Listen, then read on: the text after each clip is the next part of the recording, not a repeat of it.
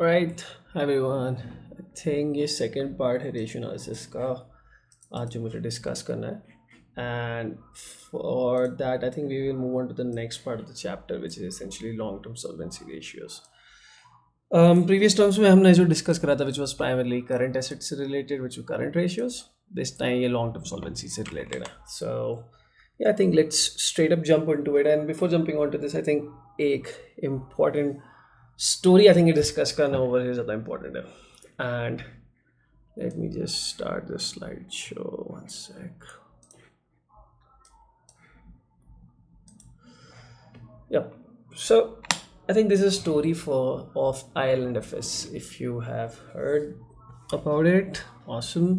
In case you haven't, it's a shadow bank, all right. It was a shadow bank, and what it used to do was basically if you want to understand shadow bank क्या होता है quickly, shadow bank is a bank जो कि depositors से पैसा नहीं लेता है। Like in traditionally you go to a bank, तुम जाके पैसा डिपॉजिट करते हैं, एक डिपॉजिटर एग्जिस्ट करता है। शैडो बैंक में कोई डिपॉजिटर एग्जिस्ट नहीं करता है। They typically raise money through bonds, take loans, and owing to which उनकी जो रेगुलेटरी ओवरसाइट होती है वो बहुत कम हो जाती है, क्योंकि कोई डिपॉजिटर नहीं है तो पब्लिक इंटरेस्ट इतना ज़्यादा इन्वॉल्व नहीं होता है थ्योरेटिकली। ओइंग टू विच इतनी आरबीआई वगैरह की इतनी गवर्नेंस नहीं रहती है, तो एनबीएफसीज उनके विदिन पे आते हैं। एंड आईएलएफएस वैसा ही एक एनबीएफसी था। So it use to provide like loans for let's जैसे infrastructure projects, power projects and other things. Mostly इन सब में लोन देते थे वो। Now what happened was this was a company जो कि 30 साल पुरानी थी, बढ़िया चल रहा था, एक्सेप्ट लाइक इन 2018 थोड़े साइंस ऑफ वीकनेस अर्ली दिखाई दिए। So one was for example March 2018 में इन लोगों ने ट्राई करा पैसा रेज करना, बट सक्सेसफुली रेज नहीं कर पाए। इन्वेस्टर्स की प्राइमरी कंप्लेन ये थी कि जो इंटरेस्ट रेट तुम ऑफर कर रहे हो it is very low, we want higher interest rate, which basically signified कि कंपनी ज़्यादा रिस्कियर है। बेसिकली ज़्यादा इंटरेस्ट रेट में तभी डिमांड करूँगा ना जब मेरे को लगेगा कंपनी ज़्यादा रिस्की है। That was what was happening. And I think investors kind of सही थे, because in June 2018 then ILFS actually defaulted on 450 crores of loan. First repayment उन लोगों ने मिस करा। देन अगस्त में उन लोगों ने एक लोन था वो 3 दिन बाद पे करा जब ड्यू डेट थी। एंड देन फाइनली सितंबर 2018 में एक सिटीबी का एक 1000 crore का एक लोन था जो कि वो पे करना भूल गया, भूल नहीं गया, सॉरी, पे नहीं कर पाए। एंड फनी थिंग, ये कंपनी को ट्रिपल ए रेटिंग दी थी ICRA एंड केयर ने, both of these are Indian credit rating agencies. इन दोनों ने इसको ट्रिपल ए रेटिंग दी थी, which is the highest credit rating.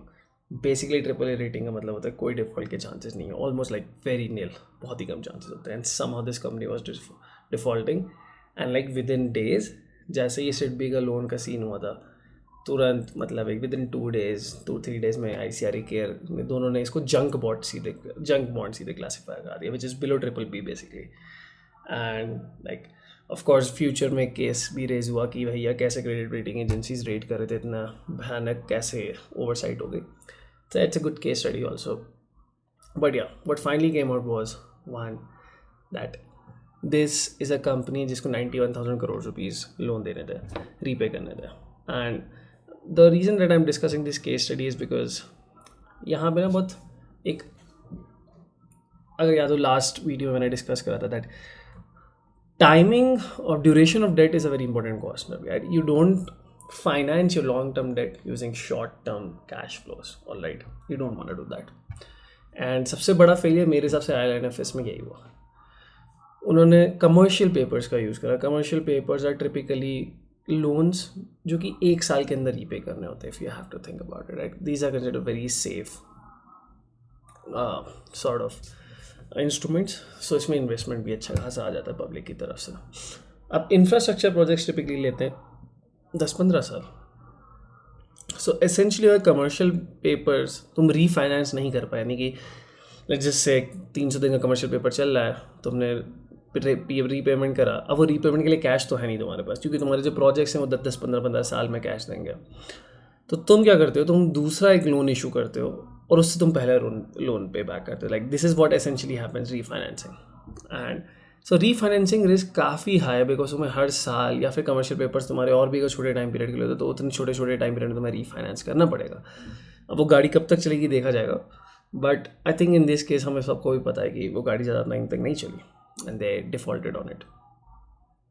And I think yeah this is a good case study, something जो कि आप लोगों को आई थिंक रीड भी करना चाहिए. और but this was a very clear case study of कि एसेट लाइबिलिटी मिसमैच हो रही थी टाइमिंग की.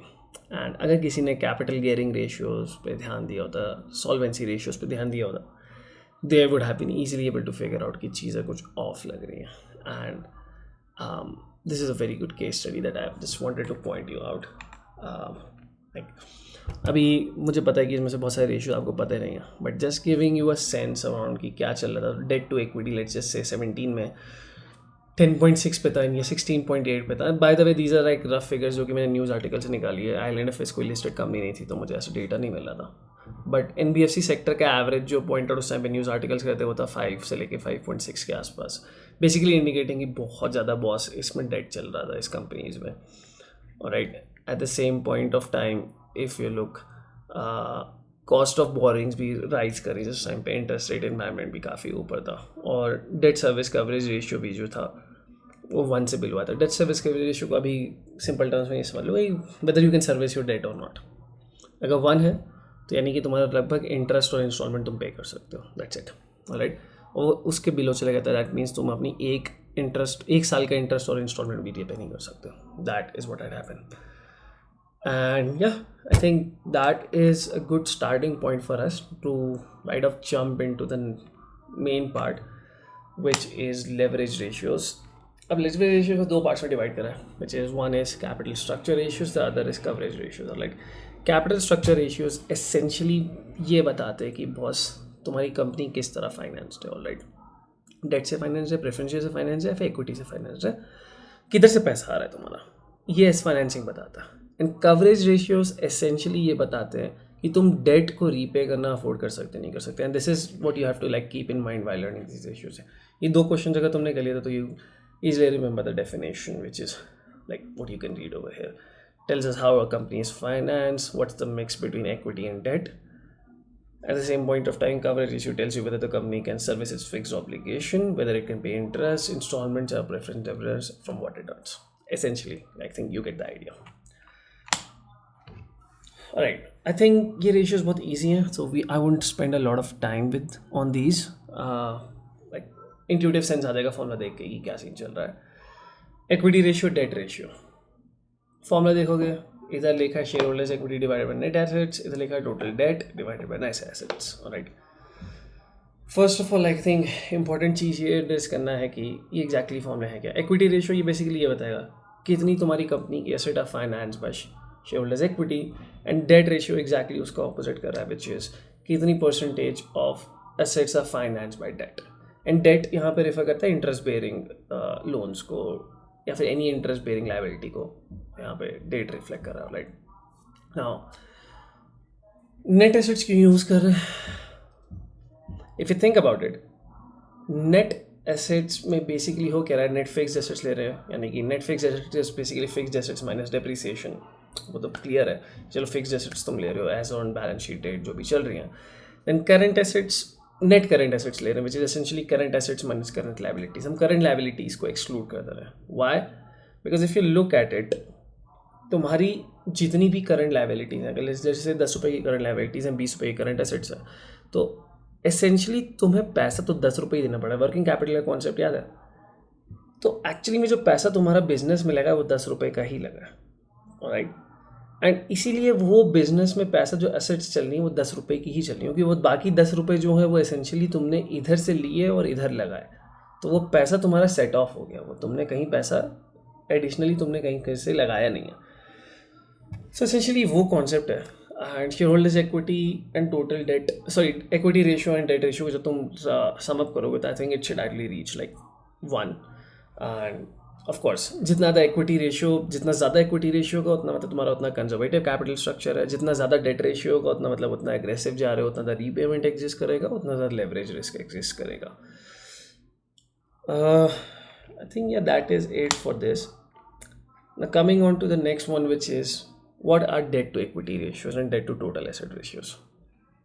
First of all, debt to equity use काफ़ी ज़्यादा करा जाता है. Like I personally look at it almost every single time I look at a company. So yes, काफ़ी यूज़फुल है. Debt to equity is basically total debt divided by shareholders equity. और like total date में तुम्हारी जितनी भी interest bearing liabilities वगैरह वगैरह आ गई, शेयरहोल्डर्स इक्विटी हमें पता है बैलेंस शीट में, दोनों का रेशियो बता दिया कि अगर मैं 1 रुपये लगा रहा हूँ, let's say date to equity ratio 2 का, दैट बेसिकली मीन्स 1 रुपये अगर मैं इक्विटी के लिए लगाता हूँ 2 रुपये का मैं डेट ले रहा हूँ एसेंशियली, राइट. इस basically mean 66.67% of my company is finance by debt and 1/3 is finance by equity. I usually compare that to industry standard and see कि भाई मार्केट में सीन क्या है, यूजली कितनी परसेंटेज फाइनेंस रहती है एंड डेट टू इक्विटी का क्या सीन चल रहा है मेरी कंपनी के साथ. ऑफ कोर्स इन रेशियोज़ में बार बार मैं रिट्रेट नहीं करूँगा, मतलब लाइक ऑफ कोर्स हायर होगा ये सब तो ज़्यादा रिस्की है, ज़्यादा लोन ले रखा है, क्रेडिटर्स का रिस्क ज़्यादा है, लोअर है तो सेफ्टी कुशन एग्जिस्ट कर रहा है, ओनर्स फंड एब्जॉर्ब कर लेगा losses. I think this is true for every single solvency ratio that is existing out there more और less. And yeah I think the next one is debt to total assets. यहाँ पे debt actually में like interest bearing debt नहीं है, यहाँ पे actually में like सारी लाइबिलिटीज़ हैं which are current and non current liabilities, उनको डिवाइड कर देते टोटल एसेट्स है. So essentially what you are trying to see is कि कितना percentage of assets are being financed by your liabilities, right. By liabilities I mean total, like it can be debt, it can be creditors also over here, कि बाहर के लोग तुम्हारी essentially बाहर लोग से तुमने कितना पैसा लिया है और वो पैसा कितना परसेंटेज ऑफ तुम्हारी टोटल एसेट्स फाइनेंस कर रहा है essentially. That is what is happening. I don't remember using this ratio at any point of time in my life, debt to total assets. I might be wrong but I don't think मैंने कभी इसको use करा. But essentially I think you guys are now getting the idea कि क्या intuition in behind in ratio का. Moving on to the last 2 capital ratios which are capital gearing ratio and proprietary ratio, right. Capital gearing ratio again काफ़ी बार use होता है, which basically tells you कि fixed interest bearing और dividend bearing और share holders equity का ratio क्या है, right. So if you look at the numerator which is preference capital, debentures and other borrowed funds, right. सारा loan plus preference shares is essentially what is happening. और loan कौन सा, interest bearing. Preference capital उसमें add करिए divided by equity share capital and reserve and surplus minus losses. reserve and surplus में usually losses adjusted ही होते हैं वैसे. तो तुम essentially ये figure out कर रहे हो कि तुम्हारी अगर 1 रुपये की equity है तो कुल मिला के तुम्हारा fixed interest bearing / dividend paying liability कितनी exist कर रही है. अगर preference share let's just say 0 exist कर रहा हो तो I think तुम्हारा essentially debt to equity and capital gearing लगभग same आएगा. बट या I think preference share capital का फ़र्क पड़ता है एसेंशियली कैपिटल गियरिंग में. प्रोप्राइटरी रेशियो सिमिलर लाइंस, जैसे डेट टू टोटल एसेट्स में हमने टोटल आउटसाइड लाइबिलिटीज़ देख ली थी, if you think about it, right. अब टोटल आउटसाइड लाइबिलिटीज़ में current liabilities non current liabilities दोनों आ गई, खत्म हो गई. अब लाइबिलिटी साइड पे क्या बचा, तो वहाँ बचा इक्विटी शेयर होल्डर कैपिटल, और राइट. सो शेयर होल्डर्स इक्विटी सॉरी बचा. अब वो शेयर होल्डर्स इक्विटी को न्यूमरेटर में डाल दिया, डिनोमिनेटर में टोटल एसेट्स को डाल दिया है, और एसेंशियली अब तुम ये पता करो कि टोटल एसेट्स में से कितनी एसेट्स मैंने खुद फाइनेंस करी है, एसेंशियली यही हो रहा है. So debt to total assets and proprietary ratio को ऐड करोगे रफली हमेशा 1 ही पहुंचेगा चाहिए ideally. I think yeah that was it in terms of capital structure ratios. अगले 2 रेशियोज भी बहुत क्विक है, लाइक दीज आर एसेंशियली कितना तुम्हारे पास, तुम्हारी आमदनी कितनी है is usually what the numerator tells you, and तुम्हारा खर्चा क्या है is usually what the denominator tells you. And different numerators and different denominators रहते रहेंगे, एंड एसेंशियली टारगेट सेम चीज़ ही कर रहे होते हैं, विच इज़ ये कि इंटरेस्ट और अपना प्रिंसिपल रीपे कर पा रहे हो कि नहीं कर पा रहे हो, ये अलग अलग तरीके से देखते हैं.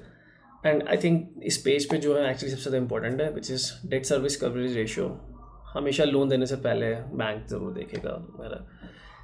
Earnings available for debt service divide by interest plus instalments. पहले डिनोमिनेटर बताया तो सिंपल इजी, जितना भी तुम्हें ब्याज पे करना है और ब्याज पे जितना भी तुम्हारा प्रिंसिपल तुम पे कर रहे हो वो डिनोमिनेटर में चला गया, राइट.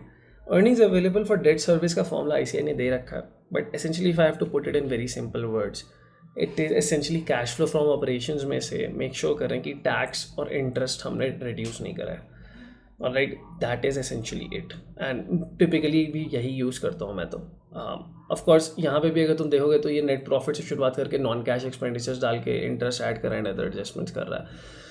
ये भी वन टाइम एडजस्टमेंट्स है, तो एसेंशली ये भी CFO की तरफ ही तुम्हें ले जा रहा है, and this is what is happening over here, right? So basically cash ऊपर आमदनी रख ली, नीचे खर्चा रख लिया, एंड ये कैश के मेजर्स में देख रहा है, बिकॉज इंटरेस्ट भी तुम्हारा कैश में पे होगा, इंस्टॉलमेंट भी तुम्हारी कैश में पे होगी। सो एसेंशली तुम इससे टेस्ट करो कि कितनी तुम्हारी औकात है कि पैसा पे कर पाओ, and usually like of course industry से हर एक मेट्रिक कंपेयर करना चाहिए, हो सकता है कि बहुत ज़्यादा हैवी इंडस्ट्री हो, ना रीपे कर पाओ। Interest coverage ratio is very simple, EBIT divided by interest, कितना ब्याज है एंड ब्याज से कितना the number of times EBIT है। I have personally like not taken a look at this ratio a lot, इसकी जगह मतलब टू बी ऑनेस्ट DSCR में देखता हूँ, and there is something called leverage ratio which is essentially net debt by EBITDA, which is ये कि EBITDA से कितना नंबर कितना टाइम्स तुम्हारा नेट डेट है।